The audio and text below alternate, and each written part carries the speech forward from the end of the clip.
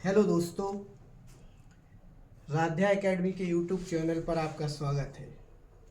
आज की वीडियो जो है संकरण पर आधारित है। कक्षा 11वीं का यह टॉपिक संकरण बहुत ही ज़्यादा इम्पोर्टेंट है और इसको ये परीक्षा में बहुत हद तक पूछा भी जाता है। तो सबसे पहले नंबर आता है कि संकरण होता क्या है।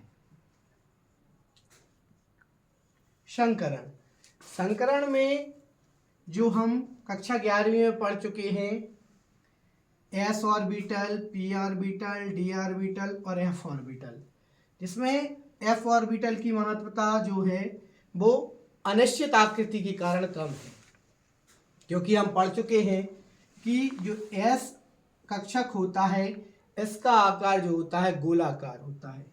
पी कक्षक होता है इसका आकार डंबल के आकार का होता है, डंबल अर्थात डमरू के आकार का होता है। और डी कक्षक जो होता है इसका आकार डबल डमरू के आकार का होता है। तो इसके अधिकतम इलेक्ट्रॉनों की संख्या 2 होती है, इसमें अधिकतम इलेक्ट्रॉनों की संख्या 6 होती है, इसमें 10 होती है, ऐसा हम जानते हैं। तो अब संकरण की परिभाषा क्या कहती है कि जब 2 या 2 से अधिक, इन्हें बोलते हैं कक्षक, इन्हें हम क्या बोल रहे हैं, कक्षक। तो जब 2 या 2 से अधिक समान आकृति, समान ऊर्जा और भिन्न आकृति, जैसे कि ये हो गई एस की ऊर्जा और ये हो गई पी की ऊर्जा। तो हमने आपको बताया है कि ये एस ऑर्बिटल और ये पी ऑर्बिटल, जब समान ऊर्जा वाले दो कक्षक, लेकिन आकृति क्या होगी, भिन्न होगी, अलग अलग आकृति के दो कक्षक आपस में संयुक्त होते हैं। संयुक्त होना मतलब कि जुड़ना। तो यह जब जुड़ते हैं तो यह पूरा का पूरा एस कक्षक इसके अंदर क्या हो जाता है, समाहित हो जाता है और इसकी इस प्रकार की आकृति को उत्पन्न करता है। तो आप देख सकते हैं दोनों की आकृति क्या हो गई, समान हो गई और ऊर्जा भी क्या हो गई, समान हो गई। तो हम यहाँ से एक डेफिनेशन तैयार कर सकते हैं कि जब 2 या 2 से अधिक समान ऊर्जा और भिन्न आकृति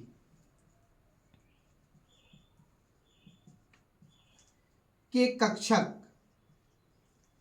आपस में संयुक्त होते हैं तो संयुक्त होकर उतने ही नए, दो जुड़ रहे मतलब दो, एक ये और एक बाहर, दो नए समान ऊर्जा, अब यहां पर दोनों चीजें क्या हो जाएंगी, समान हो जाएंगी। ऊर्जा प्लस आकृति, समान ऊर्जा और समान आकृति के उतने ही नए कक्षकों का निर्माण करते हैं। इस प्रक्रिया को हम क्या कहते हैं, संकरण कहते हैं। संकरण में अब हमें सबसे पहले नंबर पता होना चाहिए कि संकरण इतने प्रकार का होता है, अर्थात 1, 2, 3, 4, 5, 6 और 7 प्रकार का संकरण हम पढ़ेंगे। पहला sp संकरण, दूसरा sp2 संकरण, तीसरा sp3 संकरण, चौथा है dsp2 और sp3d। ऐसे ही ये सारे संकरण हैं। इनकी डेफिनेशन बड़ी ही सरल और सहज होगी, जैसा ये दिखाई देगा वैसे ही हम आपको ये संकरण बताने जा रहे हैं। ठीक, sp संकरण ऐसा संकरण जिसमें एक s कक्षक एक p कक्षक आपस में संयुक्त होते हैं तो समान ऊर्जा के दो, देखो यहाँ पर दो है तो अपन को दो बोलना है, दो कक्षकों का निर्माण करते हैं तो इसे sp संकरण कहते हैं, जिसकी आकृति रेखीय बंधकोण 180 अंश का होता है तथा इसका उदाहरण है BeCl2 और C2H2। इस टेबल के आधार पर हमें पहले याद करना है, फिर मैं आपको नेक्स्ट वीडियो में निकालना भी बताऊंगा कि संकरण कैसे निकाला जाता है। sp2 संकरण ऐसा संकरण जिसमें एक s कक्षक और दो p कक्षक आपस में संयुक्त होते हैं तो तीन, दो और एक तीन समान ऊर्जा और समान आकृति, जैसा कि हम यहाँ पे बता चुके हैं, समान ऊर्जा और समान आकृति के नए कक्षकों का निर्माण करते हैं, जिसकी संरचना त्रिकोणीय एवं बंधकोण 120 अंश का होता है तथा इसका उदाहरण है BeCl3 और C2H4। सेम कंडीशन में ये सारे संकरण हमें दिए गए हैं कि sp3 संकरण ऐसा संकरण जिसमें एक s कक्षक और 3 p कक्षक आपस में संयुक्त होकर 4, 3 और 1 4 4 नए समान ऊर्जा एवं समान आकृति के कक्षकों का निर्माण करते हैं जिसका बंध कोण समचतुष्फलकीय, इसका बंध कोण 109 डिग्री 28 मिनट एवं आकृति कैसी होती है, समचतुष्फलकीय होती है। उदाहरण CH4 मेथेन। इन सभी को मैं आपको एक एक करके एक्सप्लेन करके ही बताऊंगा कि कैसे निकाले जाते हैं। पहले मैं डेफिनेशन पे फोकस कर रहा हूं क्योंकि बच्चों को इनमें बहुत ज़्यादा प्रॉब्लम होती है कि कैसे याद करें। तो फिर से वही का वही, ऐसा संकरण जैसा कि इसमें दिखाया गया है वही बोलना है हमें। ऐसा संकरण जिसमें एक D कक्षक, एक S कक्षक और 2 P कक्षक आपस में संयुक्त होते हैं तो समान ऊर्जा एवं समान आकृति के 4 नए कक्षकों का निर्माण करते हैं तो जिसकी आकृति वर्ग समतलीय तथा बंध कोण 90 एवं 180 अंश का होता है, मतलब दोनों। इसकी आकृति में मैं आपको ये स्पष्ट करूंगा।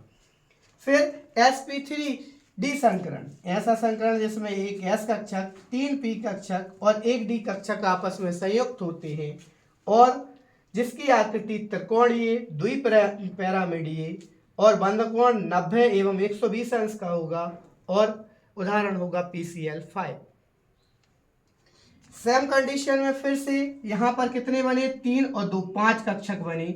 यहाँ पर देखें एक S कक्षक, 3 P कक्षक और 2 D कक्षक, 3 और 2 5 और एक 6 नए कक्षकों का निर्माण करते हैं जिनकी आकृति अष्टफलकीय एवं बंध कोण 90 अंश का होता है जिसका उदाहरण है SF6। सेम कंडीशन में sp3d3 संकरण, इसकी जो होगा तो जिसमें एक S, 3 P और 3 D कक्षक आपस में संयुक्त होते हैं और 7 नए समान ऊर्जा के एवं समान आकृति के कक्षकों का निर्माण करते हैं और इसकी जो आकृति होती है पंचभुजीय द्विपैरामिडीय एवं इसका बंध कोण 90 अंश एवं 72 अंश का होता है एवं इसका उदाहरण है IF7। ठीक, अब इसमें ये सबसे इम्पोर्टेंट ये है कि हम यहाँ से डेफिनेशन तो हमें क्लियर हो गई, इनको हम कैसे याद रखें। देखिए एक S और एक P, 2 जुड़ेंगे, कभी भी 2 जुड़ेंगे, चाहे आप इधर सीधी रेखा में जोड़ सकते हैं चाहे ऊपर नीचे करके जोड़ें तब भी ये सीधी रेखा में जुड़ेंगे, इसलिए इसकी आकृति क्या होगी, रेखीय होगी।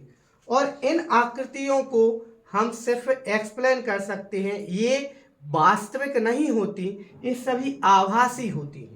इस चीज का विशेष तौर पे ध्यान रखें। इन सभी आकृतियों को याद करने की ट्रिक मैं आपको अगले वीडियो में लेकर आऊँगा। ये वीडियो आपको कैसी लगी हमें कमेंट करके जरूर बताएं। धन्यवाद।